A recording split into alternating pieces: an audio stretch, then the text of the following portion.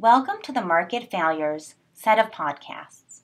There are 5 podcasts, all devoted to this topic. This podcast is the introduction to market failure, and the next 4 are divided into parts detailing different ways in which the government addresses these market failures. The second podcast discusses government safety nets. The third discusses government regulations. The fourth discusses providing public goods and services, and the fifth discusses stabilizing the economy.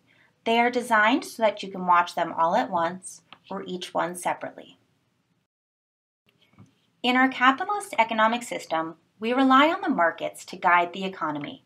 However, government involvement is an essential part of any capitalist system. You might not realize it, but the government is actually involved in a lot of what we do in our everyday lives.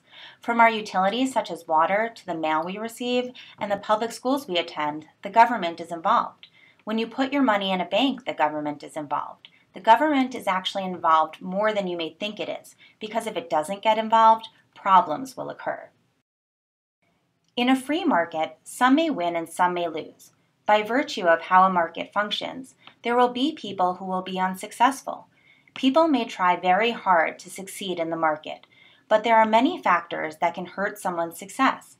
While I won't go into these factors in depth, I will note that in general, some people are born with more resources than others that can set them up for success.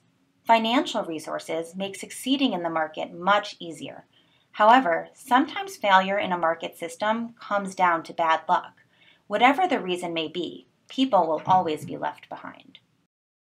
Not only are some people left behind in a market system, but the market system can literally fail with no market intervention. In general, it can sometimes be more efficient for the government to provide for certain things and protect us from others. We've already discussed property rights in our previous unit. And if you recall, property rights are needed because they actually lead to more efficient use of resources and a better potential for economic growth. Hence, when the market cannot provide the maximum benefit for society, it is known as market failure. Private businesses can help in fixing certain market failures, but the problem is that businesses don't really have an incentive to address the problems that exist. This is because we know that a fundamental characteristic of the free market is the ability of businesses and individuals to make a profit. Fixing certain problems that exist in society tend not to make businesses money, and thus they won't fix them.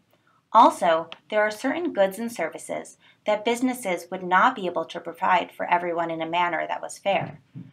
Granted, it depends on what your version of fair is, but regardless, a lot more people would be left out from getting goods or services if we didn't have government involvement. This leads us to the specific content of the podcast.